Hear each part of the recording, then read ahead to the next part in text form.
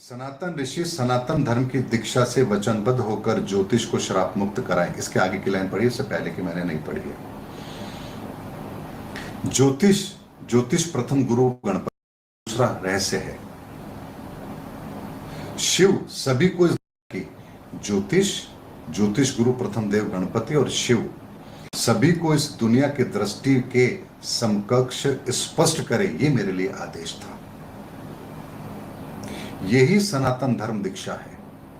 इस रहस्य को दुनिया के सामने रखना, यह सनातन धर्म की दीक्षा है।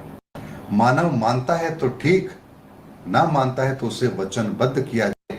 यही है सनातन धर्म की स्थापना जो आपको करनी है। दुनिया को समाधान देना चाहते हो तो इससे बड़ा अवसर जीवन में फिर नहीं आएगा। मौत का समय देखकर पाखंड के रास्ते पर नहीं चलना है। अब अगर ईश्वरीय संदेश में मौत का समय लिखा है तो भविष्य क्या होगा अब बताने की आवश्यकता नहीं है। इसलिए समय की गंभीरता को समझना पड़ेगा ही पड़ेगा। मौत का समय देखकर पाखंड के रास्ते पर नहीं चलना है, धर्म मार्ग पर चलना है और सबको साथ लेकर चलना है। ज्योतिष को श्राप मुक्त कराने का यही एक तरीका उपाय है, क्योंकि ज्योतिष श्राप मुक्त है। इसके बारे में भी बताऊंगा आपको कैसे ज्योतिष श्राप मुक्त हुई।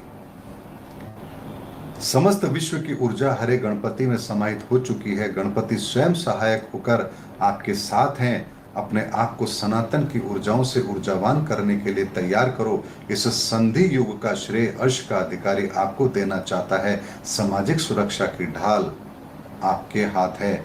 निश्चय के साथ निस्वार्थ रहें।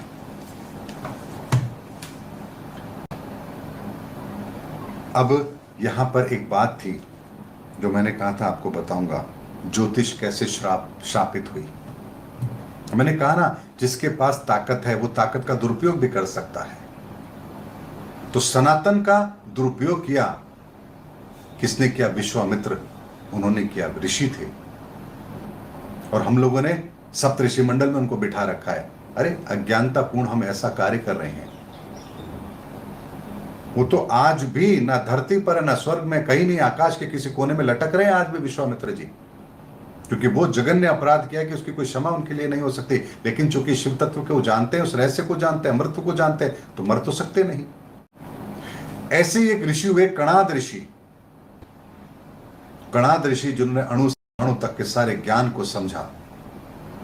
उस ज्ञान को समझने के पश्चात उनके मन में आया कि अरे ये सारा ज्ञान तो मैंने जाना है, मैंने समझा है। जैसे आज मैं कहूं अरे जो मैं बता रहा हूं, मेरे पीछे लगो, मेरे को गुरु मानो, ये करो वो करो, तो यह अहंकार का बीज उत्पन्न होगा ना। यही कणाद ऋषि के द्वारा हुआ कि उन्होंने कहा ये सब कुछ तो मैं बता रहा हूं, तो मैं क्यों भगवान गणपति को बीच में लाऊं? क्यों ज्ञान उनका है, इनका है? क्यों भगवान विष्णु को मैं मानूं? तो यहां उन्होंने अपने नाम से अब इन चीजों को कहना शुरू कर दिया कि मैं ऐसा कह रहा हूं। और चूंकि वो शिव तत्व का रहस्य इतना गुप्त है, उन्होंने उसे सार्वजनिक तौर पर दुनिया के सामने स्थापित करना आरंभ कर दिया। और यहीं से गली गली चौराहों पर ये भगवान शिव के शिवलिंग की स्थापना होना आरंभ हो गया। उससे पहले भगवान शिव की स्थापना बड़े एकांत जगह में, गुप्त स्थान पर होती थी, क्योंकि जिसे शिव तत्व की आराधना करनी वही वहां होता था। बहुत छोटी जगह होती थी जहां एक व्यक्ति या दो व्यक्ति बैठ सकें, कहीं कोई खिड़की नहीं होती थी। ऐसे मंदिर आपको मिलेंगे शिव जी के, पुराने मंदिर, जहां आप देखेंगे एक छोटा सा दरवाजा है, झुक के अंदर घुसेंगे, कोई रास्ता नहीं है, कोई खिड़की नहीं है, कोई आला नहीं है, कोई दीपक जलाने का कोई स्थान नहीं है, कुछ नहीं है, शिवलिंग है और आप वहां बैठ करके बस शिव आराधना कर सकते हैं। ये वो शिव तत्व से पहले का विधान है। लेकिन उसके बाद कणाद ऋषि के द्वारा ये जो किया गया, यहां मां पार्वती क्रोधित हो गई, क्योंकि शिव तत्व के साथ इतनी ज्यादा बेअदबी। बेअदबी शब्द सुन के ये मत कहना कि इस्लाम का शब्द है कि उर्दू का शब्द है। ये बेअदबी शब्द भी ऊपर से उतरा है। इस्लाम में कहा सनातन है, ये संदेश भी है, लेकिन अभी आप लोगों के मतलब का नहीं है, वो किसी और के मतलब का है। तो यहां पर नारद ऋषि ने जब ये अपराध किया, मां पार्वती क्रोधित हो गई कि तुमने शिव तत्व के साथ जो अपमान किया है, मैं तुम्हें श्राप देती हूं कि आज के बाद तुम इस ज्ञान का प्रयोग नहीं कर पाओगे। और यहां से ऋषियों के ज्ञान और ज्योतिष का दुरुपयोग आरंभ हो गया। मैंने कहा ना, ऋषि ज्योतिषी होंगे। ज्योतिष ब्रह्मांड का पहला शब्द है, ज्योति की तीश है।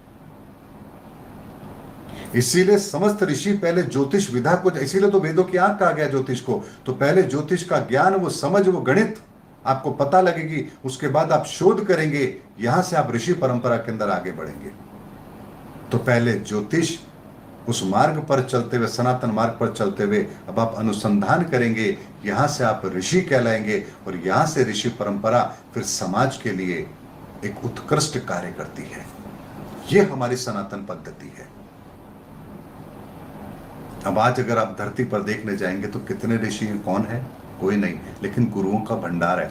गुरुओं के बारे में मैं कुछ नहीं कह रहा, जो संदेश है वो आपके सामने रख रहा हूं, और वो भी पढ़ के बताऊंगा। आज हर चीज आपके सामने रखूंगा, क्योंकि ऐसा हुक्म हुआ है, आपने पढ़ा सुना होगा। इस सनातन का रहस्य दुनिया के सामने रखो, यही सनातन की स्थापना है। तो अगर सनातन की स्थापना का हुक्म हुआ है, आदेश हुआ है, तो फिर वो ना किया जाए तो ये तो बेईमानी हो जाएगी ना। और बेईमानी तो नहीं की जा सकती, ईश्वर के साथ बेईमानी, अरे सोच में भी वो बात नहीं आ सकती। तो यहां से ज्योतिष श्रापित हुई है, अब इस ज्योतिष को भी श्राप मुक्त होना है।